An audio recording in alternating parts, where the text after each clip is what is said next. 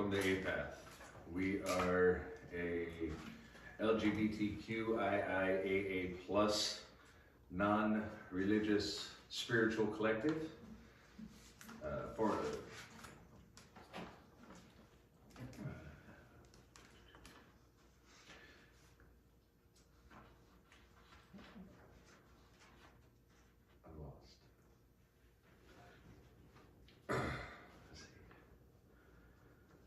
Apath stands for All People, All Truth, House of Enlightenment.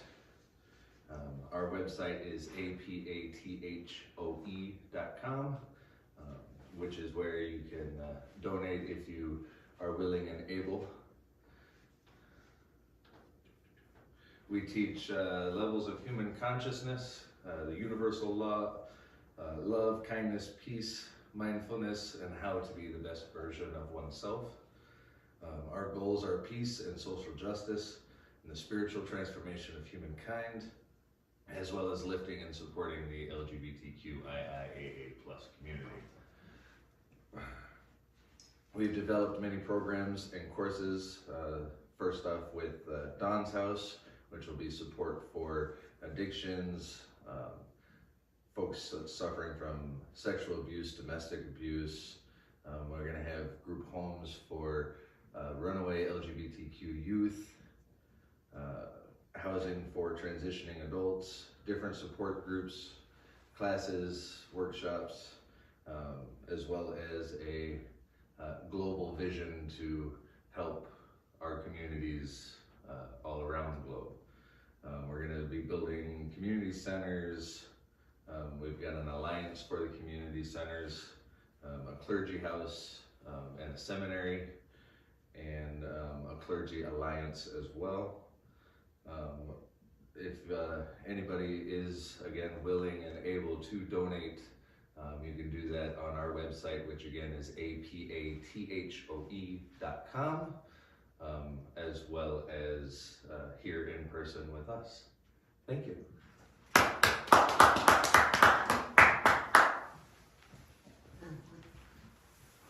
Hello everyone.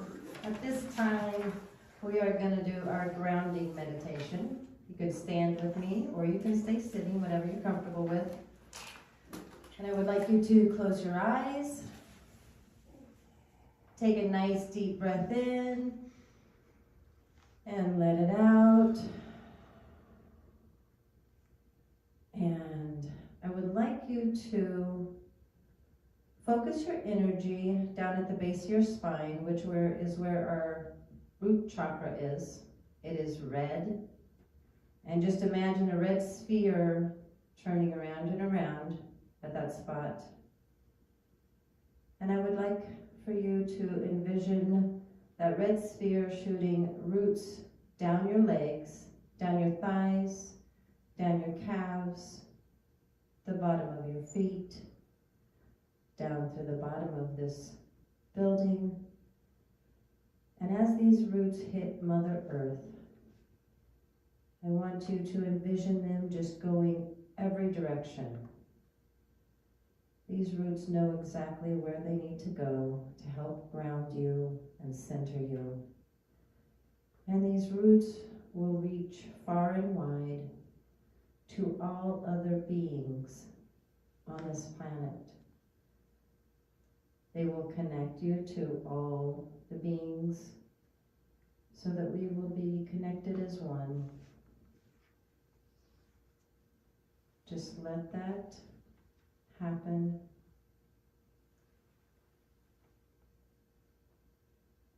And feel the steadiness in your body and the centeredness and the steadiness. Take a nice deep breath in and let it go. And one more deep breath in and let it go. You can open your eyes. Thank you. And next we will have the invocation with Pastor Jane.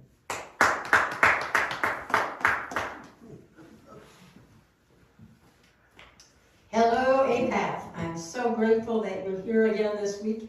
both in person and online. So thank you for joining us again, as always. This is the time in our service where we call upon the source of all that is and our own energy here in person and online to send love and energy healing to everyone we know first. So we'll call out the names or the circumstance of people we know, and then we'll go to the LGBTQIA plus community and light some candles. Then we'll go worldwide to everyone, regardless of what they look like, where they live, what they believe, what they follow, or who they love. And then we will send energy also to all the war zones in the world. And we, of course, will light candles for love and peace as well. So then at the end of the invocation, we will drum. And drumming helps us in about 20 spots in our brain. And one of those, it lowers your blood pressure and your pulse, your heartbeat, your heart rate. It helps us focus. And the focus part is the reason why we drum. On top of that, we just love drumming. But it helps us focus so that when we're focusing on sending love and healing to all the different people around the globe, so that we can focus better on sending that love and energy to them. So this is why we drum. And again, we're kind of in love with drumming. So, so if you're here in person, grab an instrument. You'll see them scattered around. And if you're home, you can grab a pot and a spoon or the coffee table in front of you. Your body is a drumming instrument, so you can always drum on your body if you don't have anything else that you can drum on. But whatever you have, and of course you can always use a drum if you have one handy.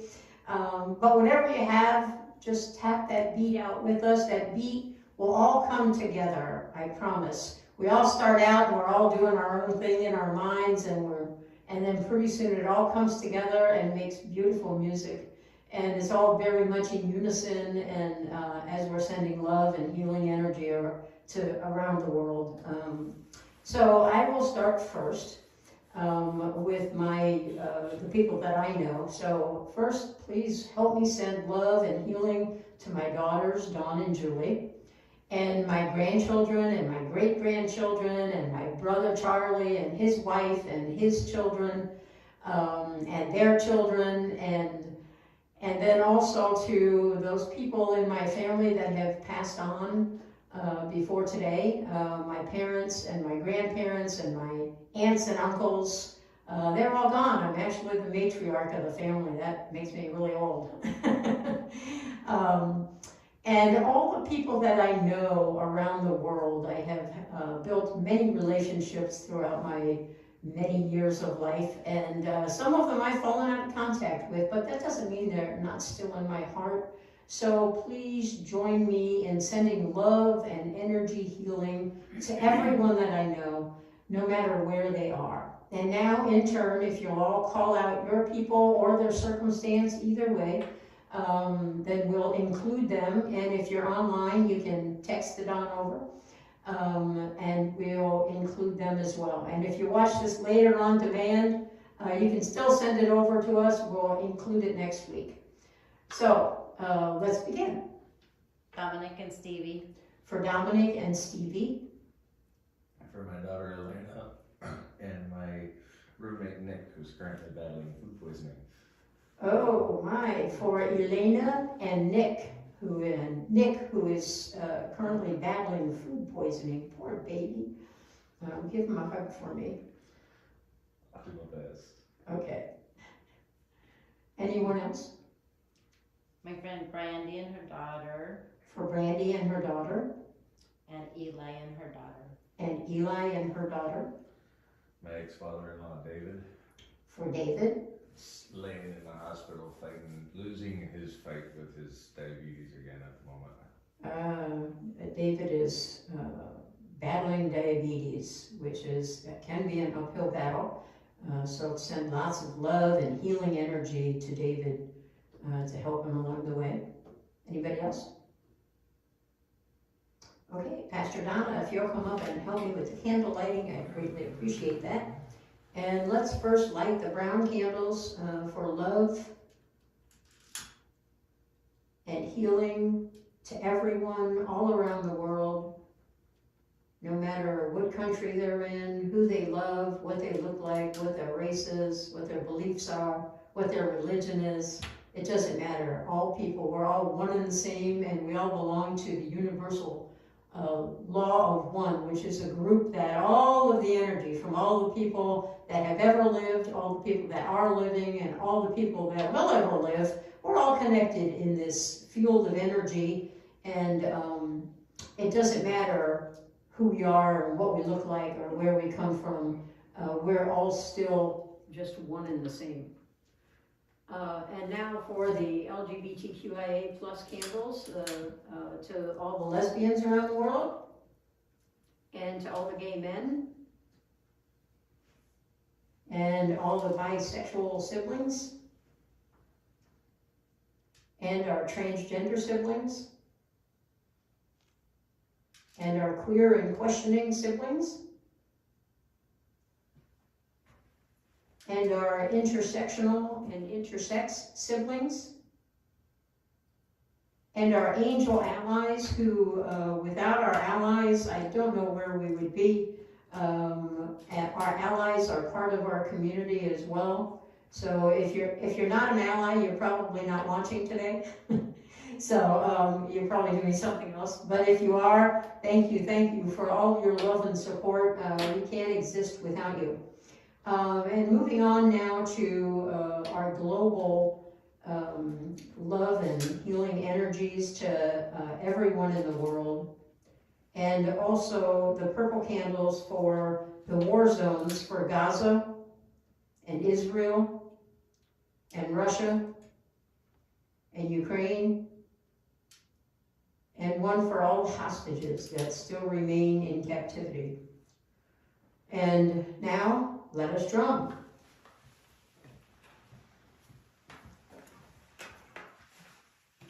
Do what? Okay.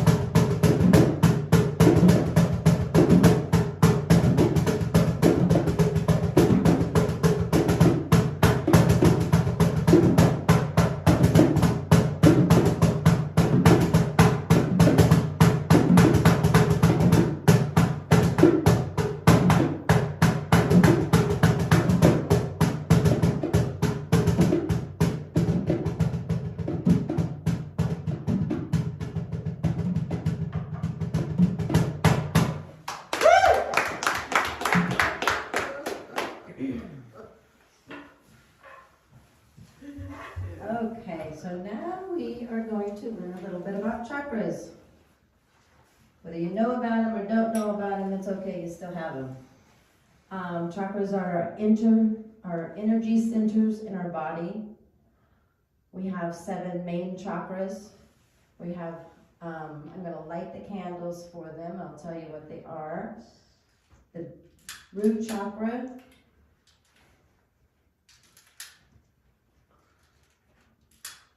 the sacral chakra,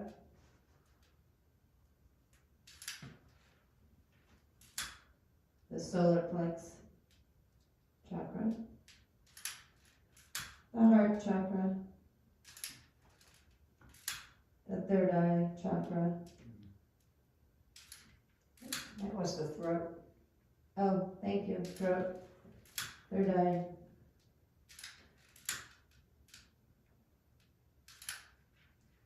And the crown. And the crown. Thank you. Anyway, so our chakras are our energy center. The 7 ones are not the only ones we have, but they're our main ones. The one down here that is at our root chakra, base of your spine, it's about your family, your like being here on earth, your sacral. Sorry, my brain's not working this morning. Couple inches down from your belly button, it's orange. It's about your emotions. A little bit above your belly button is your solar plexus. It's your personal power. Your heart chakra at the middle of your chest is your, it's about love, forgiveness. Throat chakra, it's right at the tip of your collarbone. It is about speaking and listening. Your third eye is right here. It's about your spiritual connection, your listening to your guidance and being connected with that. And then your crown chakra is at the tip top of your head. And it is being connected to your higher source, whatever that is for you. And just being connected to that spirituality. Wanted to focus a little bit on our heart chakra today. I think at this time of year, we all want to feel love and peace. Doesn't always happen. Our heart chakra, when that is out of balance, it is, you might feel depression, anxiety, feel that lack of connection with others and that longing for being connected to others. When this heart chakra is in balance, you're going to feel that beautiful love with people, that connection. It's easier to communicate with people and share that love with them and feel that peace. And I think that's what we all want, especially this time of year. We want it all the time, but this time of year, people just, feel the lack of. So if you would close your eyes with me for a minute. I just want you to focus right here at your heart space. And just feel the energy right there.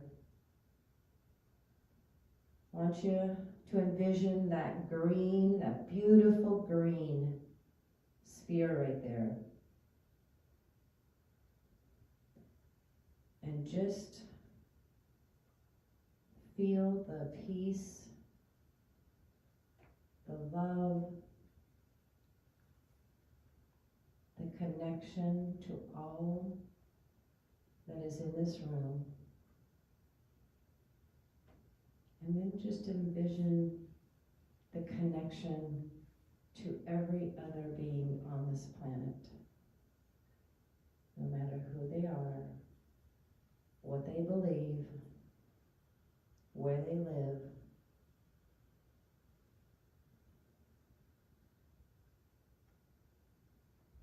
Just feel that. Take a nice deep breath in and exhale it out. You can open your eyes. Thank you. And level up with Pastor John. Okay, you didn't think you could get rid of me for very long, did you?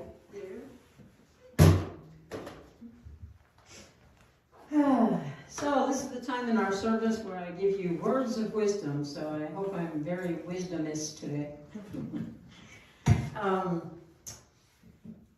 We have been talking about things like quantum physics and how we can create our destiny with our thoughts. I believe that our thoughts are our destiny.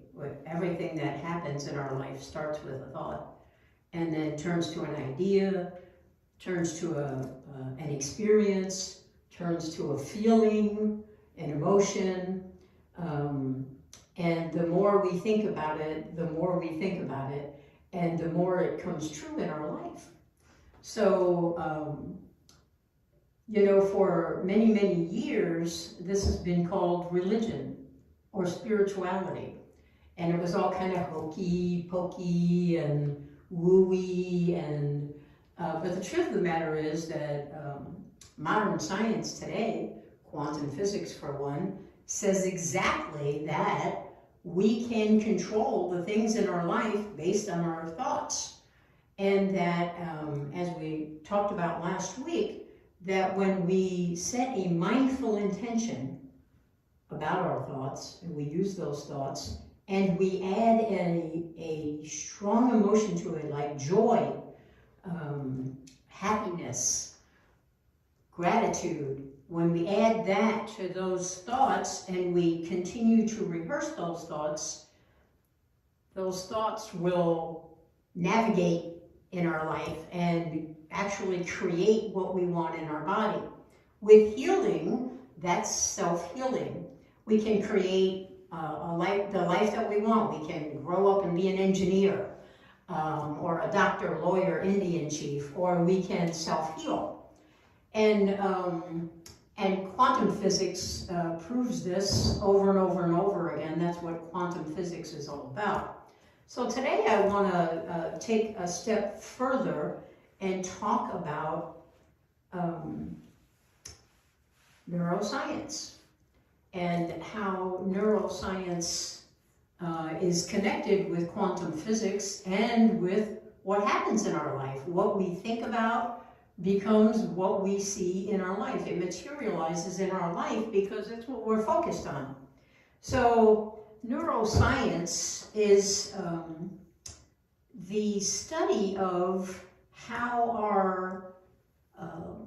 our brain and our nervous system impact or affect the things that happen in our life, our thoughts, our experiences, our behaviors, our the patterns that we develop that we call habits.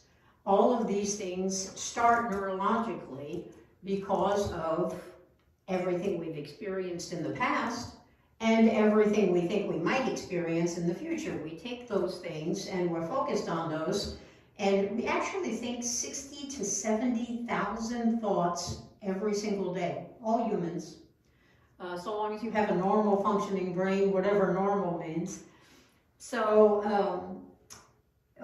60 or 70,000 thoughts a day. And the sad part about it is most of those thoughts are the same thoughts we had yesterday and the day before and the day before and the day before. And for as long as we can remember, the majority of those thoughts are not new. We've already had them a whole bunch of times before.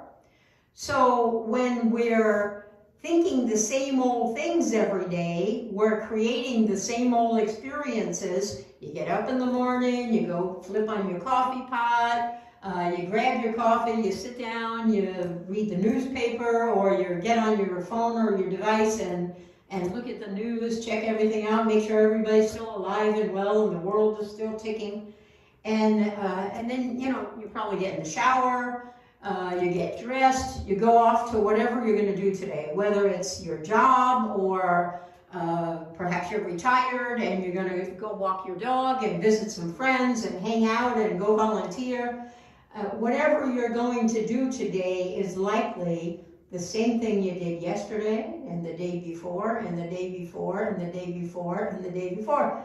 And some people call this a rut because we're just doing the same thing over and over and over again. And we'd really like to do this one thing. We'd like this one thing to happen, but we don't change anything. We don't change our thoughts. We don't change our behaviors or our experiences. And therefore, we're just going to keep doing the same old thing every single day because we're not making any change.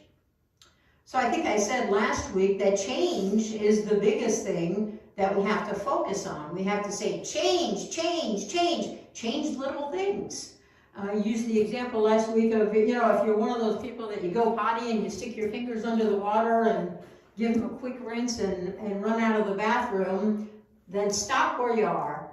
Pick up that bar of soap, lather up real good, spend at least 30 seconds, get a nail brush, scrub up your nails, start cleansing your hands, really cleaning them, and make that a spiritual, mental task so that you're cleaning out whatever is in your body or in your mind that you don't want there. Toxins, bacteria, if you're sick, if you have an ailment, if you're aging, if you want to be a ballerina but you're really an engineer, whatever it is that you want to get rid of out of your body and out of your mind, think about those things as you're washing your hands every time you go to the bathroom. That will help you to focus. If your hand washing becomes the time where you're purging things that you don't want anymore. This is the first step of changing what we want to see in our life.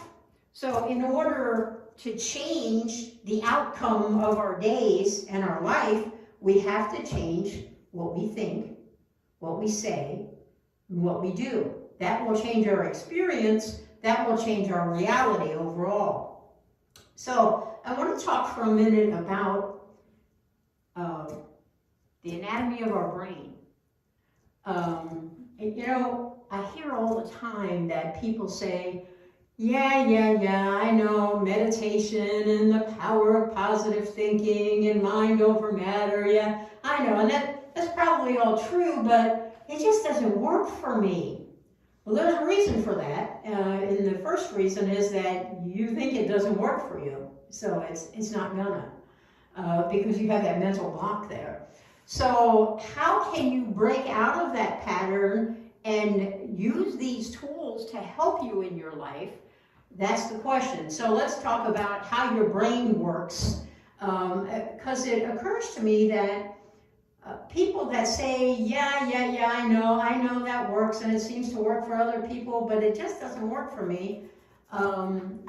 Maybe those people don't know how their brain works and doesn't know how all this comes into play, and they think it's that ooey, religious or spiritual thing that for so many years we thought it was. The whole world thought it was. And now science has come into play and said, yeah, it's not a wooey thing at all. It's not about religion and it's not about spirituality. It's just the truth of what our human bodies are capable of. With, very perfect design, we were created, and our bodies and our minds are so capable of achieving whatever it is that we want to achieve. If you had a mother like I had a mother, she probably told you every day that you can be whatever you want to be. I used to say, I want to be Supergirl. And she'd say, well, then be Supergirl. You're going to have to practice your running. So I was a big track star in school because I believed that if I ran fast enough that I might be able to jump off something and just continue to go. And maybe I'd get a cape, and you never know. But anyway, but the truth of the matter is we can become whatever we want to become, and not only become who we want to become and accomplish the things that we want to accomplish in life. It doesn't stop there. It continues to go into self-healing. We can be the fountain of youth. We can cure diabetes, fatty liver, arthritis, cancer, heart disease. you name it, our bodies are absolutely capable of self-healing. And that's without any medical interventions. I'm not saying stop your medicine and stop seeing your doctor. I'm never going to say that. Please see your doctor and keep taking your meds. But in the meantime, start your self-healing process. And the way you do this is by understanding how your brain works and applying that into your own thoughts. So first of all, we have a CEO in our brain, and that is our frontal lobe, which is right behind our forehead. It also happens to be our third eye chakra. So this is why our chakras tie in so much. The spirituality of what is ties in directly to what science says. They are interconnected, they're the same. Right here, this is the CEO of our brain, and it determines all of our creativity. It connects us. It tells us what we can and cannot do. It literally changes the chemistry of our body. It is the boss of our brain. It's the CEO.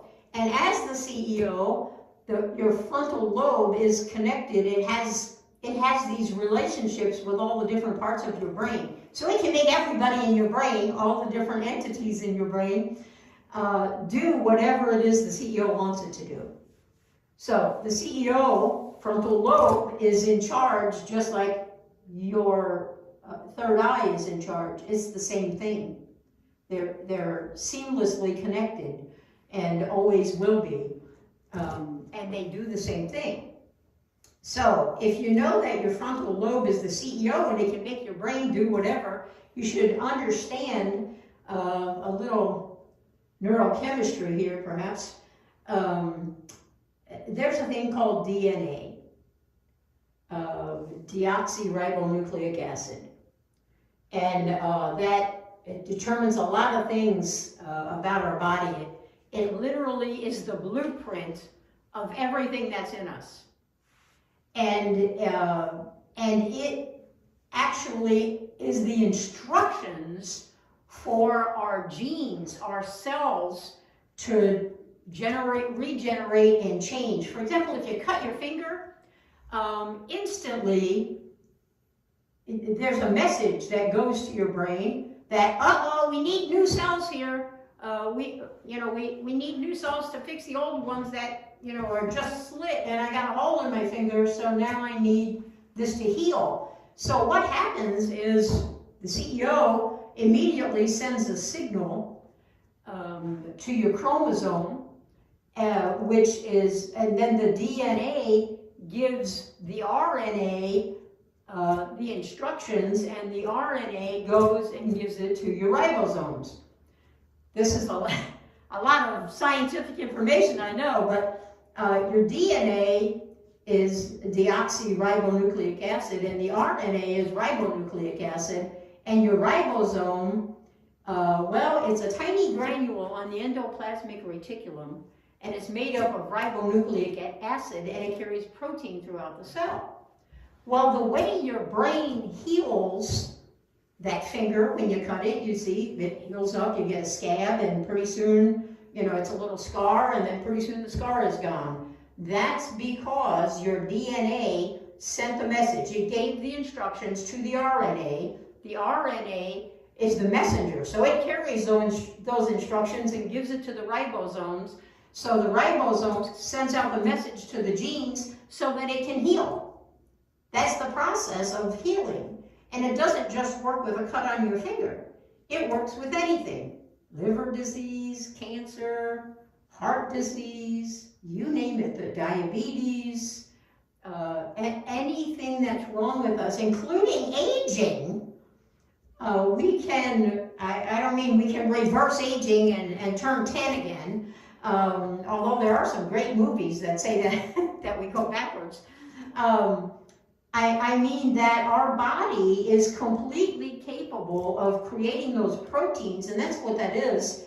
That DNA in those instructions, what it's actually saying to those genes is, we need to produce proteins in order to heal that finger in this example. So if it If it's cancer that we have and we're trying to focus our thoughts on healing cancer, then we have to completely focus on that. And what happens is there's a whole bunch of proteins sitting around waiting in our genes to get the instructions from the DNA so that they can begin the healing process.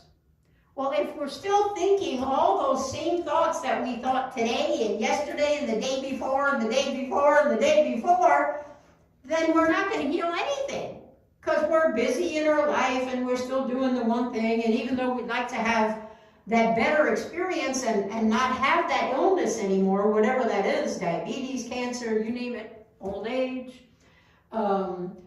we don't want to have that, but we're not doing anything about it, or not anything enough.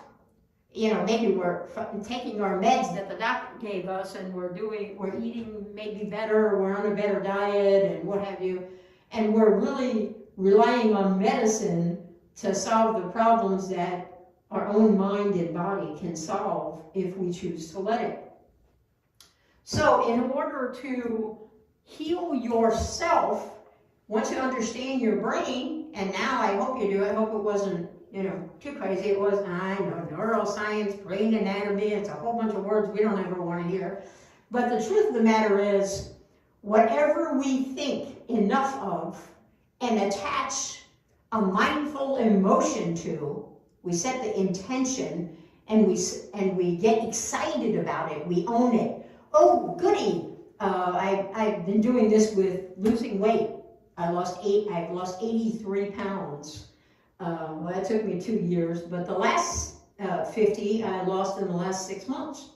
So it took me, a year and a half to lose that first 30 pounds. And then since then, I got a much better handle on it of a number of things. Yeah, I got some medicine from the doctor, but I changed everything about how I eat and how I exercise and what I think every day.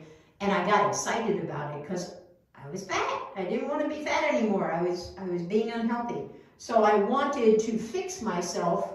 I want to live longer. I don't want to, drag my family and my wife through, the heartache of, watching me get ill and die off. So I wanted to be healthy for myself and for everybody else that I know and love.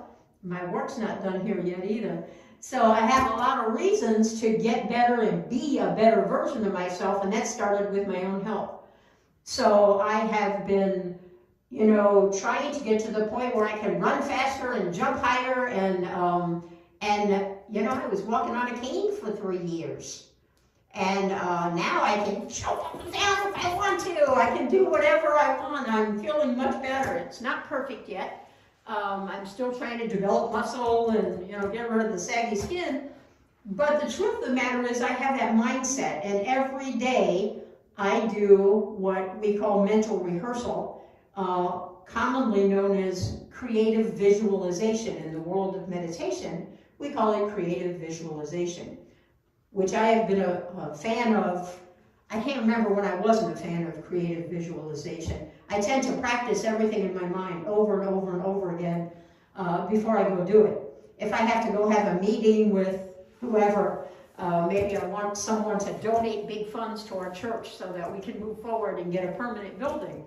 I will go over and over and over that meeting in my mind and play out all the paths that conversation could take so that I rehearse it ahead of time. And then when I get in that meeting, I'm a whole lot better presenter. I'm prepared for whatever that person might say as an objection or, something that I have to overcome in order to get that person on board with me. So and whatever I'm going to do, when I was on that cane for 3 years, I rehearsed over and over and over in my mind being able to walk without that cane, what that would feel like, how I would go about that, because I was like, ow, ow, ow. It was terrible. I have a ripped meniscus in each knee. And so it was terrible to walk anywhere because that thing, it kind of pops out like that, and then you just, cry if you're me. I can't tell you how many days, my wife probably can, that I literally was crying and bent over in pain because I just couldn't take another step. Not today. I did not have the surgery. But the knees are, I believe, healing because of my mental rehearsal, my creative visualization. That's how I lost the weight. That's how I healed my fatty liver. That's why I no longer have diabetes. That's why my cholesterol and triglycerides are all normal levels now instead of going crazy. So all of that stuff has fixed itself. I had fixed it with my thought process because I rehearse that every day and I get excited about it. Woohoo, I'm gonna be skinny again. I've been saying that for 2 years. I didn't think it was possible. After I gained the weight, it's so easy to put it on, so hard to take it off. I didn't think I'd ever see skinny pants again. But the truth of the matter is, I have had to get rid of all my bigger clothes, and I haven't been able to keep myself in clothes. I constantly have to buy more clothes and more clothes as I shrink down. That's not a bad thing, because I'm getting so much healthier, and I look better, and I feel better, and I can actually jump up and down now, and instead of just thinking about it in my mind. So I am living, breathing proof that this happens, but I'm not the only one. This is science. This is absolute science, neuroscience, quantum physics, brain anatomy. These are the studies that scientists have studied and have come up with how this works. Well, for a long time before science got on board, we were saying, oh, if you meditate and you do creative visualization, somehow the universe conspires with you and you accomplish what you want to accomplish. The universe does conspire with you. You attract that energy. Whatever you're thinking and saying and doing, you're going to attract the like energy to you, and you're going to be much more powerful than if you were doing it on your own. But you have the ability to heal yourself, to decide who you want to be, what you want to be capable of, what you want to look like, what you want to feel like, how you'd like to be healed, what you'd like to do in your life, and you can actually do it. So when our mothers told us many years ago, you can be whoever you want to be. You can accomplish whatever you want to accomplish. I'm not at all sure they knew what they were talking about, but they knew it was a thing because they kept saying it all the time. And maybe it was just an empowering thing that mothers said to their children, because that's their job. But I don't think so. There's more to it than that. I grew up knowing that I could do and be and say whatever it is that I wanted. And so this became the study of my life, to figure out how exactly there was a thing called mind over matter. And this is what it is. Our thoughts create our destiny. Our thoughts create our experience, which creates our behavior and our habits. It's what we start doing, and we can do the same thing today that we did yesterday and the day before and the day before and the day before, or we can change our thoughts, and we can rearrange. And what happens as soon as we think something different than we did yesterday and all the other days. For example, I don't want to have diabetes anymore. So when I started thinking about getting rid of that diabetes, what would it be like if I didn't have it anymore? As soon as you start asking yourself those questions, your CEO in your frontal lobe kicks into gear and says, okay, we got new stuff going on here. We need some new genes. We need some new things so that we can do this. And the first thing you know, you get excited about it. You have questions about what's that going to feel like? And I wonder what I can do once I mend my knees. Will I be able to walk again without a cane? Will I be able to run? Will I be able to get up out of the chair without saying, ow, ow, ow, ow, ow, like I did for so long? You know, our brain kicks in, our CEO starts making us wonder these things and ask these questions, And as soon as we have those thoughts, the CEO makes everything kick into play. And the next thing you know, we're starting to heal. So we have to keep it up. We have to do it all day, every day. Write it on your mirror. My knees are healed. My cancer is healed. My diabetes is gone. Whatever that is that you want to fix, I'm not aging quickly. I am younger than I look. You have to write these things down. You have to say them to yourself over and over again, and your body and your mind will kick in and make these things happen. It's science. It's not just religion or spirituality. It's actual science. The proof is in the science, right? I believe in science. And I'm so glad that science now believes in us. That what we've been saying for hundreds of years, what most of the religious books say in the books, if you study them hard enough, you'll find things in them about self-healing, how this can happen. A lot of scriptures, and it's not just in Christianity, it's in every religion, are these common threads for how you can heal yourself and how your brain and your body work in unison to give you exactly what you want in your life, whether that's good health or you can grow up and be whoever you want to be. You can do whatever you want to do. You can accomplish whatever you want to accomplish. It's the science of our brain and our body combined. All we have to do is start changing our thoughts and thinking the thoughts that will create the change, so that our CEO in our frontal lobe kicks into gear and sends that DNA over to the RNA as the messenger over to the ribosomes, so that what happens? The healing begins. And you can do that. You can do it today. You can also create the life that you want to create in the same fashion by thinking it so and mental rehearsing it day upon day. People have completely healed themselves from being injured in auto accidents or skiing accidents. Doctors said they wouldn't walk ever again, and yet here they are. They are walking, and it wasn't medical treatment that did it. Tiger Woods and anyway, Tiger Woods is, Michael Jordan, he's another one very famous for creative visualization. Tiger Woods, they rehearse everything mentally. At every shot Tiger Woods takes, he sees himself on the golf course in his mind, and he rehearses over and over and over again. Michael Jordan always did the same thing for the basketball court. You know, exactly how he was going to dribble, how he was going to go and do his layup, or whatever the shots are, I don't know. Athletes all over the world use creative visualization to actually perfect their art of whatever it is they do. Running, jumping, leaping tall buildings at a single bound.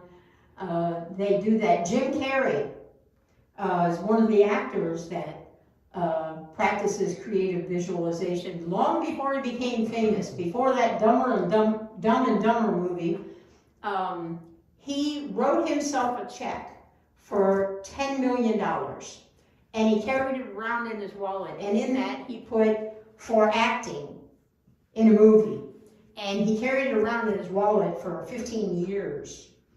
And then he did 3 movies kind of back to back. The third one was Dumber and Dumber, and he actually was paid $10 million exactly for that movie, Dumb and Dumber,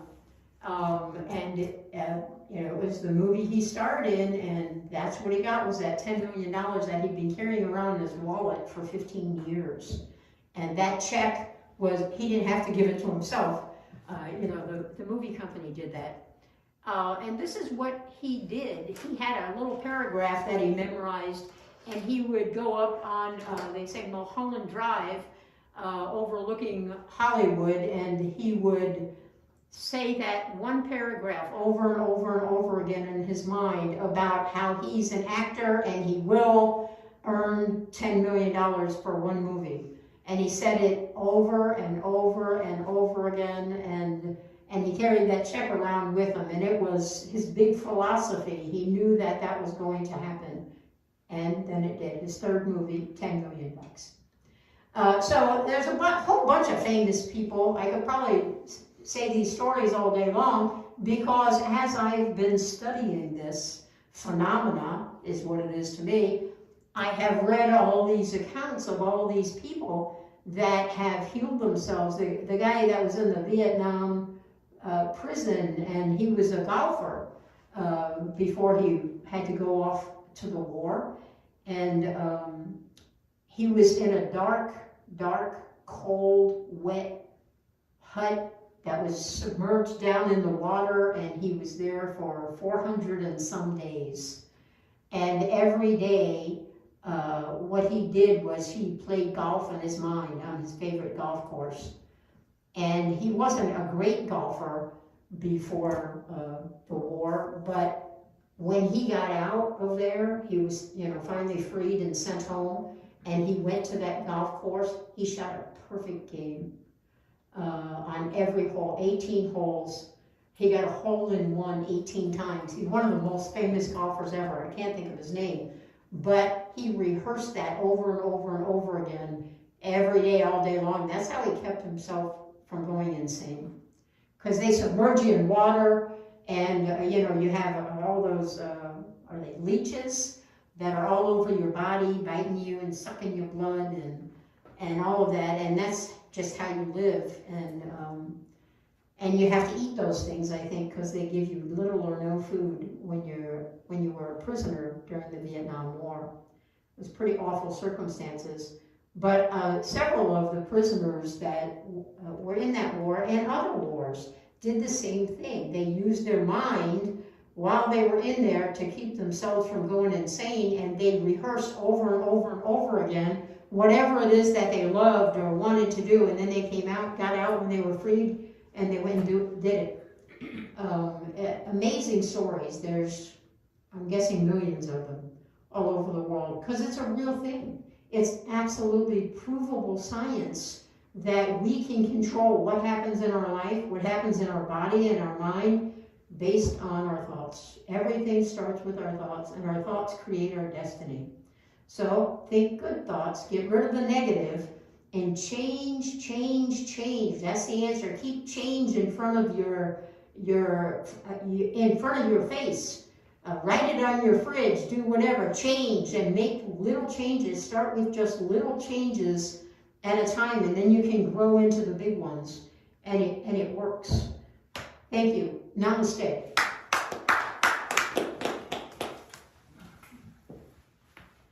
Okay, let's have a little meditation here. Close your eyes, just relax in your chair. Take a nice deep breath in, and let it go. I want you to take a moment to think about what you would like to change in your life. Think about it.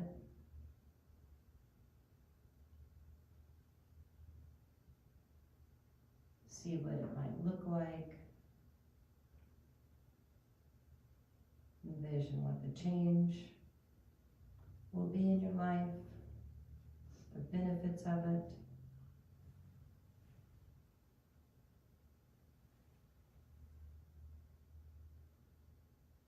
Hear yourself speaking it out loud.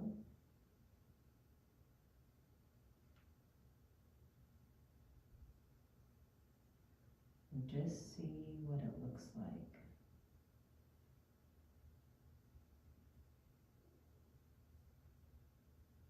Envision all the amazing changes and how wonderful it will be when it's your reality. Just focus focus on that for a minute.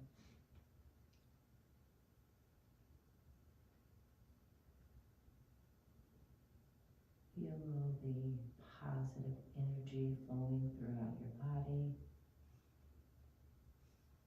the excitement in your body, and the peace of knowing that you can and are creating this thing that you want. Take a nice deep breath in and let it go. And one more big deep breath in and let it go. And just take this out into the day and hold on to it and work on this one. And open your eyes. Now we'll have benediction with Pastor Jane.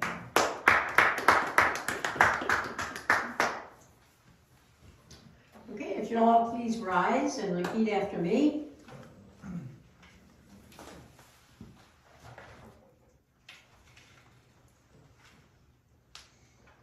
Peace to my brothers. Peace to my brothers. Peace to my sisters. Peace to my sisters. Peace to my siblings. Peace to my siblings. Peace to the whole world. Peace to the whole world. And peace to me. And And peace to me. Thank you for joining us today. Please go in peace and manifest what you will. And please stay after for our drum circle for world peace. Thank you for coming today. And I hope you'll join us again next Sunday.